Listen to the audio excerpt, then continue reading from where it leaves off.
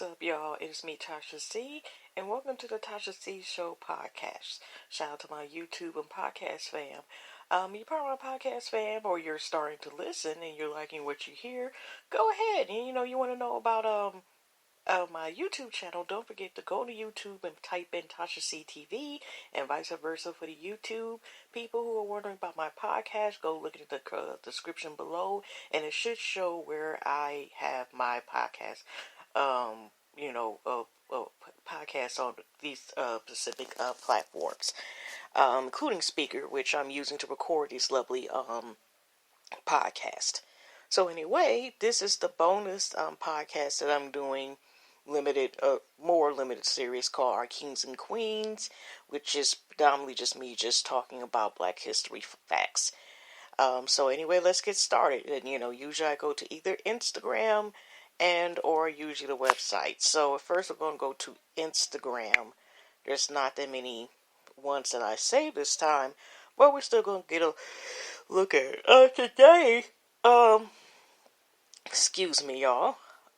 Today also, it is both Kelly Rowland, which Kelly Rowland is a singer, if you have noted from one of the members of Destiny's Child.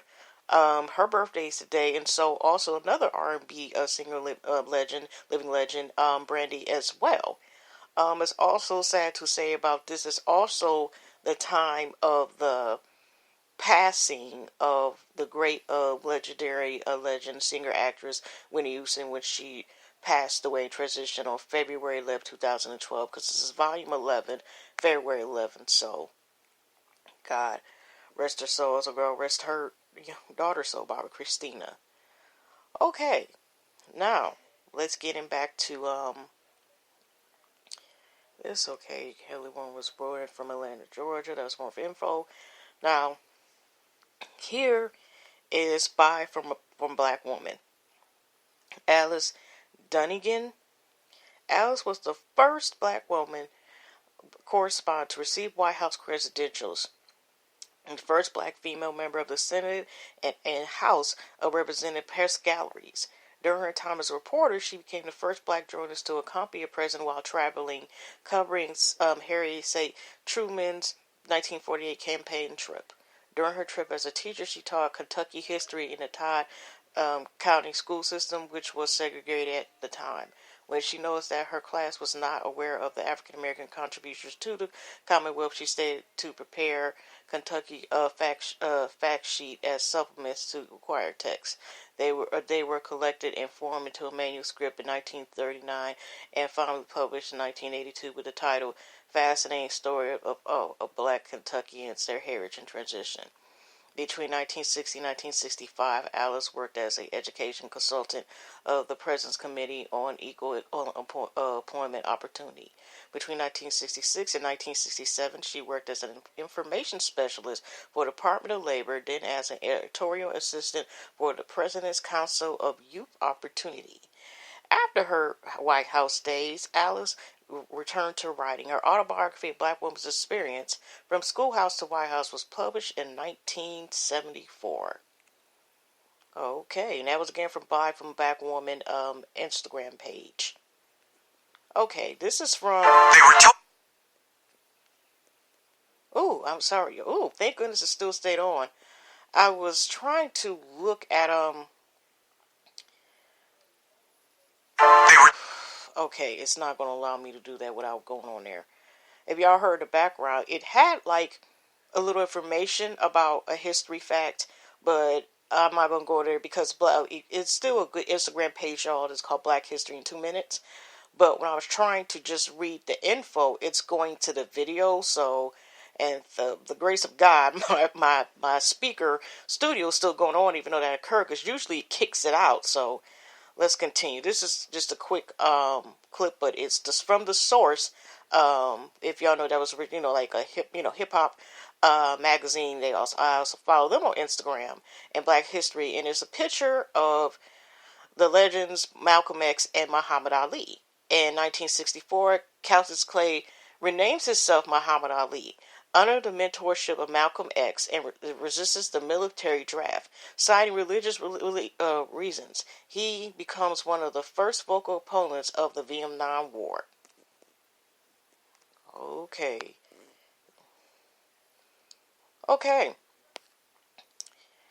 All right. From if you know the when it was alleged as far as comedy, Joe Clare, especially like if you remember like Comic View and so forth, he has on his page a Black History History Month fact on as well. Dr. Samuel L. Cornitz made history in 1961 when he successfully transplanted a kidney from mother to daughter. This was the first transplantation between humans who were not identical twins. There again, another great fact. Okay. BK Bridget, I got this from her page. Annie Marone was a businesswoman. Okay, inventor that became one of the first African females due to founding a large commercial educational enterprise with a focus on cosmetics for African American women. While it was a savvy entrepreneur with a deeply charitable supporter of her community. And she was born in the year 1877 and passed away in 1957. Okay, and Black Facts Online. Okay, I'm letting y'all know in advance. I'm trying to bring up this. Okay, Mrs. Neopolining Elma Duella Bell Smith, who was born in 1939. After her graduation from high school in 1956 at the age of 17, Smith was sent to Paris for additional ground hostess training by Air France and then moved to UAT for flight training.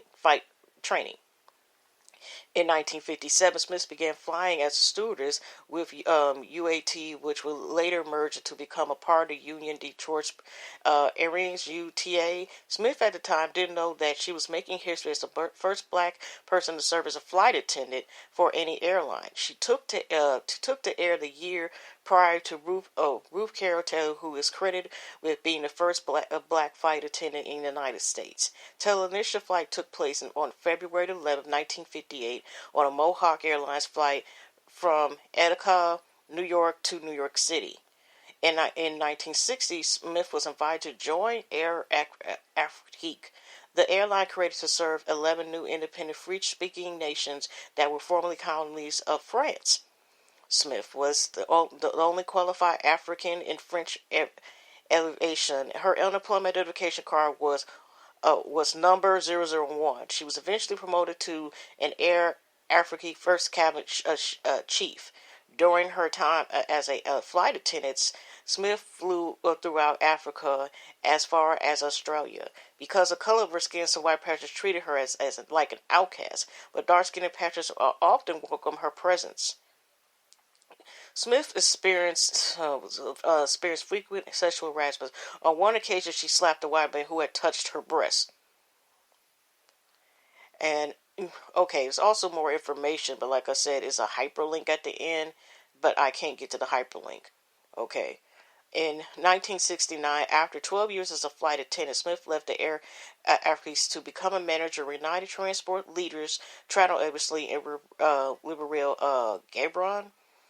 6 years later, she relocated to Washington D.C. to study English at Georgetown University, where she also met her American husband, Leroy Smith.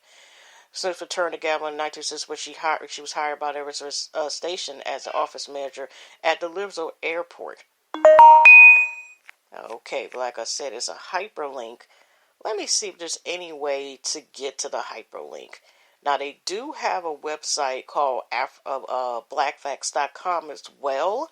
So I'm just going real quick to see, is there any way, maybe because that was like another hyperlink to get to the information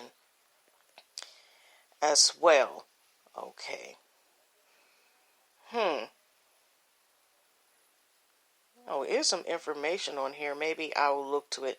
Not right now, but if I, like I said, want to continue, maybe I'll see if it, continue on that story later on, about this person that's a part of our history.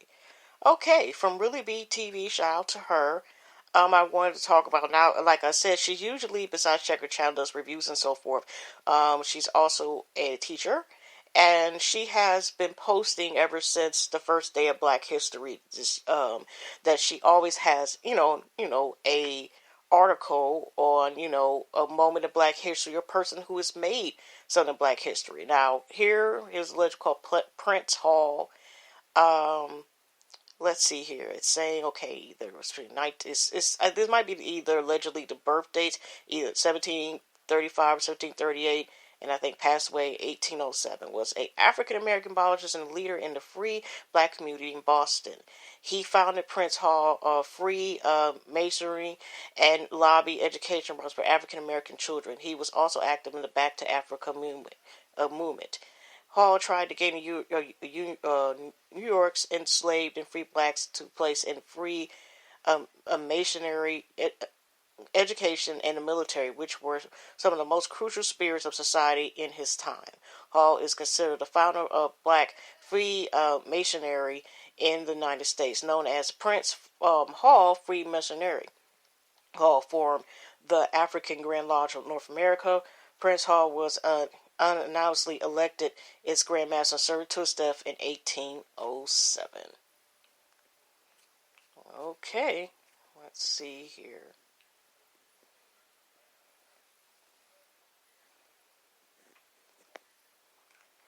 I already talked about, I can give a little more information. I talked about the other day about they're having a black female becoming a full-time position coach. And this is from Ball Alert. Washington Redskins hired Jennifer King as the first-year coaching intern. King becomes the first black female in a full-time coaching position in the NFL's 100 history, written by Blair M. The Washington Redskins has made history as the team hired Jennifer King as a full-time coaching intern, making her the first black woman to coach in NFL history. King has accepted the position with Ron Rivera, who's head coach of the Redskins. However, this won't be the first time King and Rivera will work together, as King has previously worked as an intern for Rivera in 2008 and 2009 when he coached the Carolina Panthers.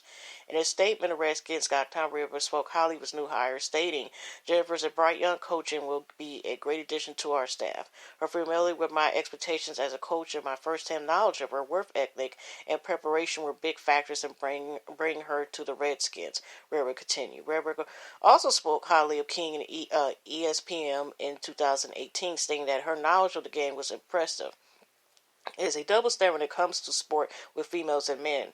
Rhea will continue. She's been through what we have been through, but it's different in learning by the book and actually playing and actually going through it. Understand how players feel when they are hurting and not hurting when they're frustrated. While King's the first black woman in a full-time coaching position, she joins the ever-growing list of female assistant coaches, including Kay Sowers, who's the 49ers, Lori Carson, and Marva Jarfer, the Buccaneers, and former assistant coaches Jim Wegger, the Cardinals, Kelsey Meredith Raiders, and Catherine Smith Bills, Pro Football Talk reports. Prior to a possible new position, King worked as an offensive assistant coach at Dartmouth College. BET reports. King also coached in the Alliance of American Football Soccer League. And you got to read the rest at bottlealert.com in order to read the rest of her information. And College Kid, I also follow on Instagram. Okay, how much time we got now? Mesa Musa, the 14th century's West African ruler Mala, is regarded the richest man of all time. Mesa Musa was the 14th century West African ruler Mala, is regarded as the richest man of all times. Contemporary accounts of Musa's wealth are so breathless that it's almost impossible to get a sense of just how wealthy and powerful he truly was. Rudolph Schwer, an associate professor of history at the University of California, told the BBC, Mesa Musa was richer than anyone could describe. Jacob Dazer wrote about the African king for Money.com in 2015.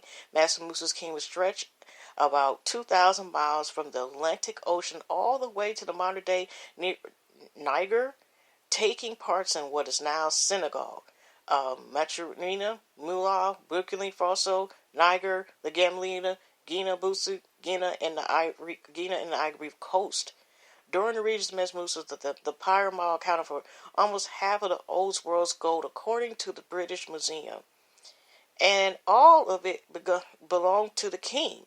As a ruler, Mansa Musa had almost unlimited access to the most highly valuable source of wealth in the medieval world. Kathleen Bishop Brothers, who specialized in African art in the Block Museum at the Northwestern University, told BFC. Wow. Um, wow, but that's actually pretty interesting. I never heard about that. Have they made a movie about that king? Or made a story about it? Like I said, that's dope because I sure didn't know about this. Okay, let's see here. Now I'm about to go see. Just give me a second, because of course, when I have this information together, like I said, I'm trying to go and to find the websites.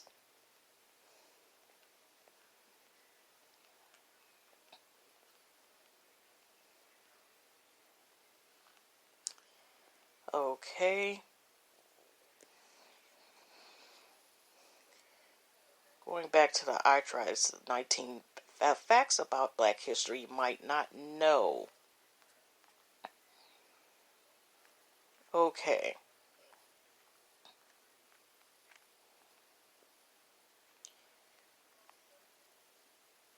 Alright. I was at the last two, which were 18 and 19.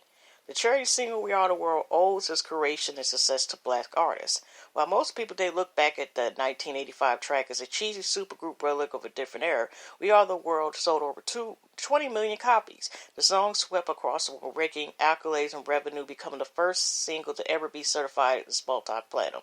3 Grammys, an American Music Award, and a People's Choice Award were both styled upon the single, but most importantly, it raised more than 63 million for aid in Africa and United States. The idea for the single was originally by activist Hele Belafonte. The King of Calypso was a key contributor moving forward, as well as responsible in part for bringing Michael Jackson and Lionel Richie on board to write the single. One of the song's 2 producers was legendary 28-time Grammy Award winner Quincy Jones. Among the singers on the track were soloists Stevie Wonder, Tina Turner, Diana Ross, and Dina Warwick, as well as chorus members like Smokey Robinson, the Pointer Sisters, and several of the Jackson siblings. After the earthquake that devastated Haiti in 2010, the song was re-recorded. Notable Black artists for a new release included Jennifer Huston, Mary J. Blige, Jen Jackson, Usher, T. Day Moore, Kanye West, and more. I don't know. I did not know about that particular remix. Okay, John Baxter Taylor was the first African American to win a Olympic gold medal. While Taylor attended Central High School in Philadelphia, he ran as the only black athlete on the team. From there, he attended Moses Brown Preparatory School in Rhode Island, flourishing on the team with an undefeated streak. When he enrolled in Walton School of Finance 1 year later, he joined the varsity track team, where he come to enter a college record for the 440-yard run. In the 1908 Olympics, Taylor competed in both the 400-meter relay final and the 1600-meter melee relay. In the 400-meter relay was steep in controversy, with officials claiming that one of the American runners fouled a British competitor, causing the gold medal to ultimately go to Britain. However, in the 1600-meter relay, Taylor ran the third leg of the race for his team and went down to history when he brought the home the gold. Sadly, 5 months after short pathways from thyroid fever complications. Oh my goodness. Goodness. Ooh, I did not want it to end on a sad note. Okay. Alright, let me see if there's anything else I wanted. 10 facts. I was going through this. Talk about the improv.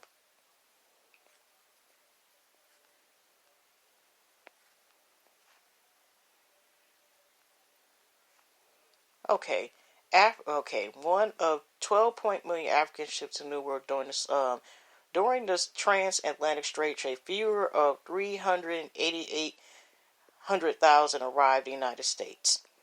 In the late 15th century, the advancement of seafaring technologies created a new Atlantic that would change the world forever. As ships began connecting West Africa with Europe and the Americas, new fortunes were sought and native populations were declimated.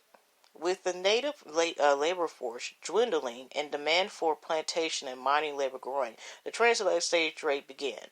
The transatlantic slave trade was underway from 1500 to 1866, shipping more than 12 million African slaves across the world.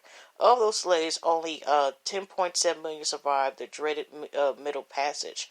Over 400 years, the majority of slaves, 4.9 million, found their way to Brazil, where they suffered incredibly high mortality rates due to the terrible working conditions. Brazil was also the last country to ban slavery in 1888. By the time the United States became involved in the slave trade, it had been underway for 200 years. Majority of its 388,000 slaves arrived between 1700 and 1866, representing a much smaller percentage than most Americans realize. The diverse history of historic black colleges and universities. While Jewish and African American communities have a tumultuous shared history when it comes to the pursuit of civil rights, there's a chapter that is often overlooked. In the 1930s, when Jewish academics from Germany and Austria were dismissed from their teaching positions, many came to the United States looking for jobs.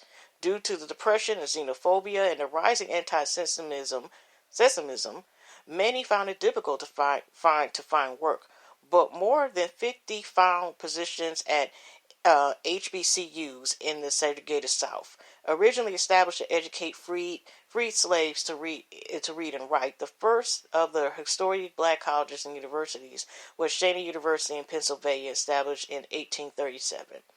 By the time Jewish professors arrived, the number of HBCUs had grown to 78. At a time when both Jews and African Americans were persecuted, Jewish professors in the black colleges found the environment comfortable and accepting, often creating special programs to provide opportunities to engage blacks and whites in meaningful conversations, often for the first time. In the years that followed, the interests of the Jewish and African communities increasingly diverged, but this once shared experience of discrimination and interracial cooperation remains a key part of the civil rights movement. Okay. That will end on that note, y'all. Hope y'all enjoyed it. Hugs and loves. Take care. And I will see you tomorrow for volume 12 of our Kings and Queens. And so anyway, take care, y'all. And see y'all in the next one.